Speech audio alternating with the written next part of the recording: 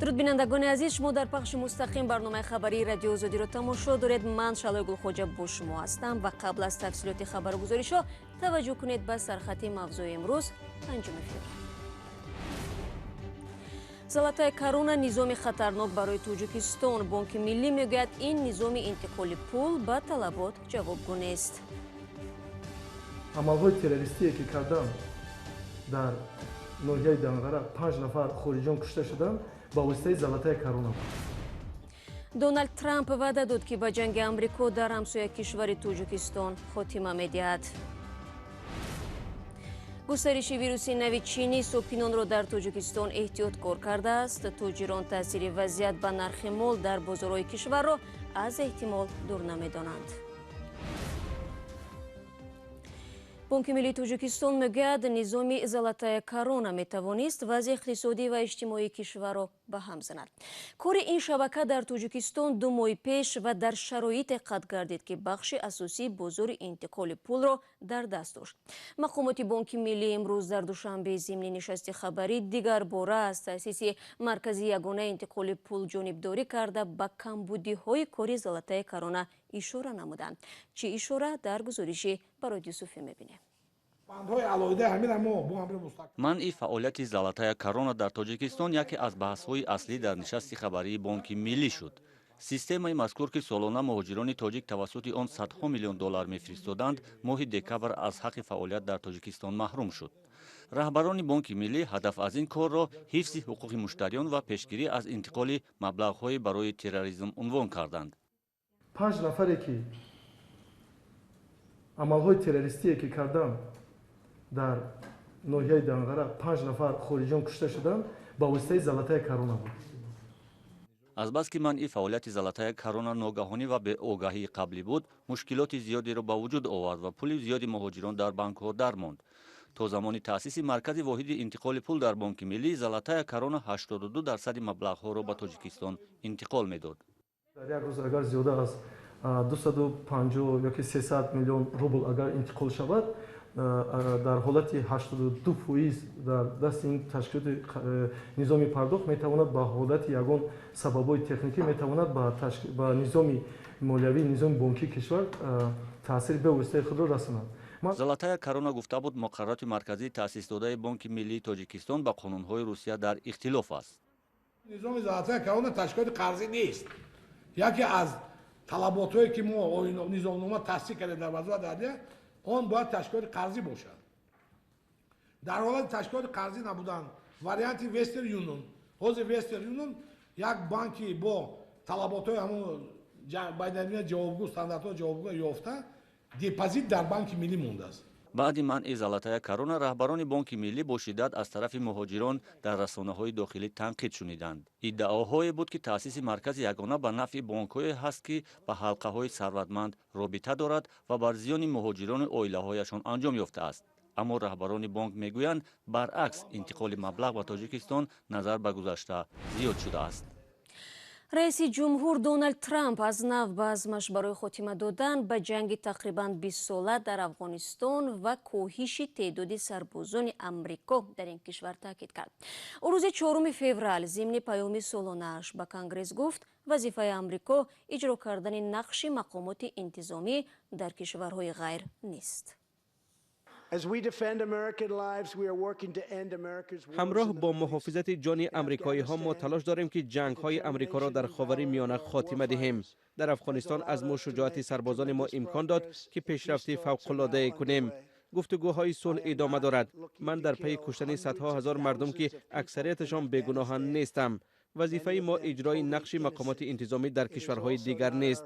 размандагони мо беҳтарин дар ҷаҳон ҳастанд, ё мехоҳанд барои пирӯзӣ биҷанганд ё аслан ҷангро намехоҳанд. мо талош дорем дар ниҳоят ҷанги тӯлонитарини амрикоро поён диҳем ва сарбозонамонро ба хона баргардонем.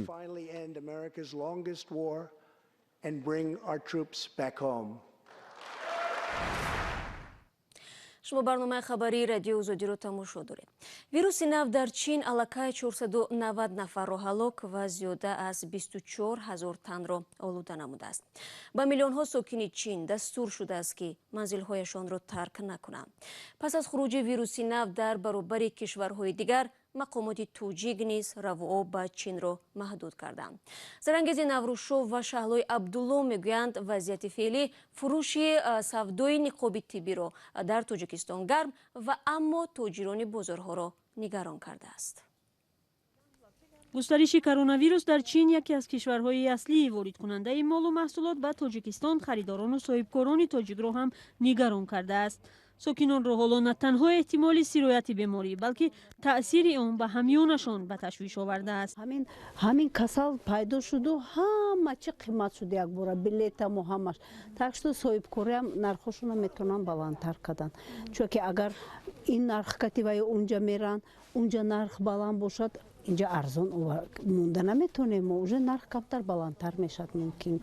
мумкин зуро аз Қирғизистон молу коло меорад, аммо мегӯяд вазъи пешомада аз ҷумла манъ шудани парвозу равоо ва чораҳои дигари пешгирӣ ба кори онҳо бетаъсир намемонад.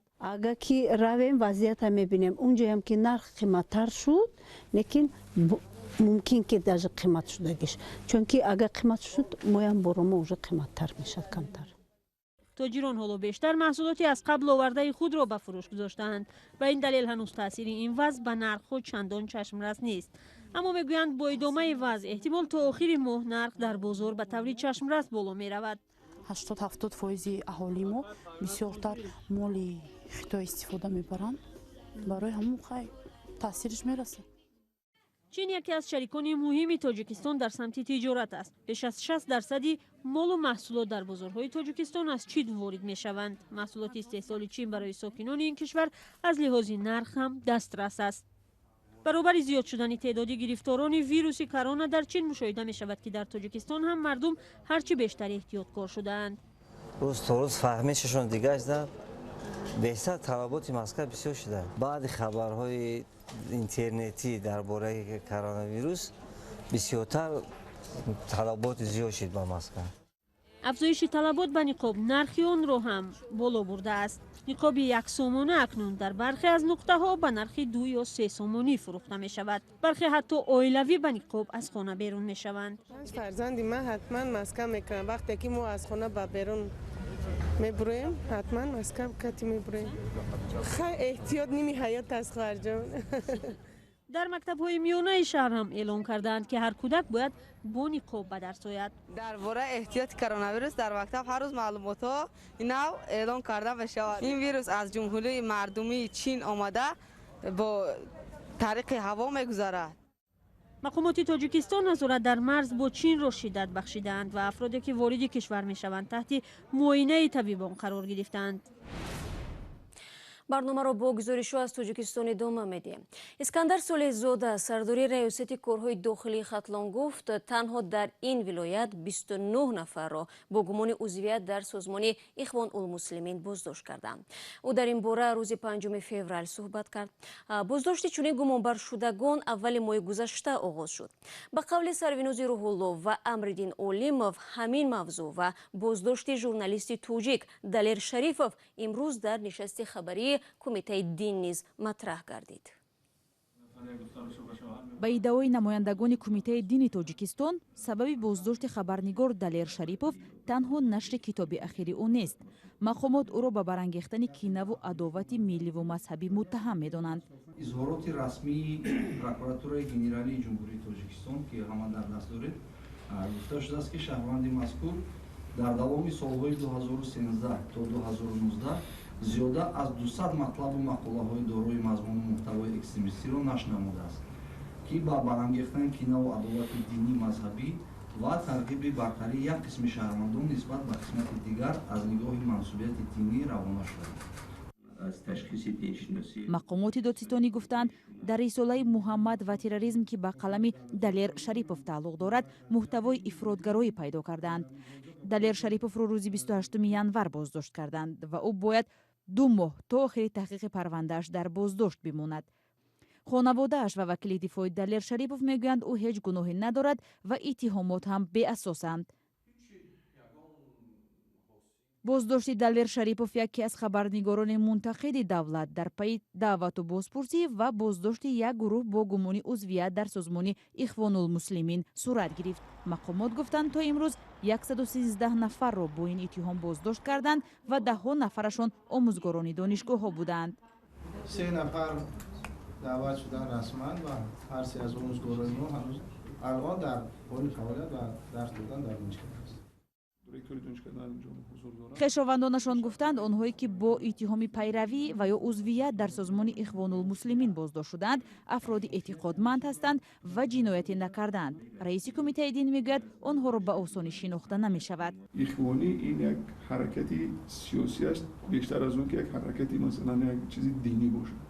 аз диди худи коршиносонам онҳо ягон аломати зоҳирӣ надоранд. ки дар кӯча масалан як касои онҳоро шинохта тавонад. ҳукумати тоҷикистон солҳои ахир барои маҳдуд кардани озодиҳои динӣ ва таъқиби эътиқодмандон пайваста мавриди танқид қарор гирифтааст. ҳукумат мегӯяд ҳадафаш фақат ҷилавгирӣ аз густариши ифротгароӣ аст, вале ба гуфтаи ҳомиёни ҳуқуқ мақомот бо ҳамин баҳона мухолифони мунаққидон ва дигарандешонро саркӯб карда ва паси панҷара меандозад. Достони ҳарбии Тоҷикистон масъулини комиссарияти ҳарбӣ ва корманди милисаро дар ноҳияи шаҳри Нав муҷозот кардааст. Ин афрод тирамоҳи имсол зимни даъвати сарбоз Иброҳим Ниёзов ба қонуншиканӣ роҳ доданд.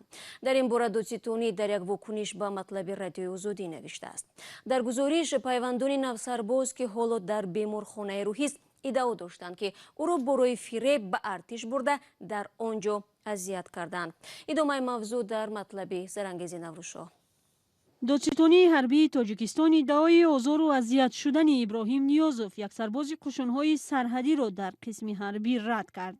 дар номаи додситонӣ ба Радиои Озодӣ гуфта мешавад ки сарбоз Иброҳим Ниёзов бо мақсади саркашӣ аз хизмати ҳарбӣ худро аз ошёнаи дуюм ба замин партофта ҷароҳат бардоштааст. баъдан ба гуфтаи додситонӣ вай худро бемории равонӣ вонамуд сохта дар беморхонаи рӯҳӣ бистарӣ шудааст. додситонии ҳарбии вилояти Хатлон ҳам ахиран ин қазияро шарҳ дод. санаи 14 бинобар сабаби доштани беморӣ ӯ аз ҳуш меравад.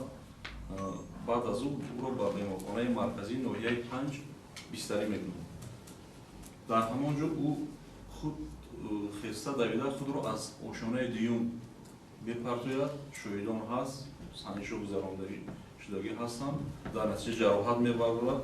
ҳолатҳои ҷой доштани бемориҳои асаб низ ҷой доранд. аммо додситонӣ тасдиқ кард ки зимни даъвати сарбоз масъулин ба қонуншиканӣ роҳ доданд ва барои ин кор намояндаи комиссарияти ҳарбӣ ва корманди милиса ба ҷавобгарӣ кашида шуданд. модари сарбоз шикоят карда буд ки писари 23 солаашро маҷбуран ба хидмат бурданд ва ҳоло ӯ аз гап мондаву касеро намешиносад. бо миёни бачаам задагӣ ино гуфтан ғалтидагӣ ман ба қоил наомадам. пайвандони сарбоз иддао доранд ки ӯ дар хизмат азият шудааст. дар посухи додситонӣ ба номи Радиои Озодӣ омадааст ки санҷиш муайян кардааст сарбоз латукуб нашудааст. дафтари озодиҳои шаҳрвандӣ, як созмони ҳомии ҳуқуқ дар Тоҷикистон, дар пайи муроҷиати волидони сарбози 23 сола ба таҳқиқи қазияи ӯ шурӯъ кардааст.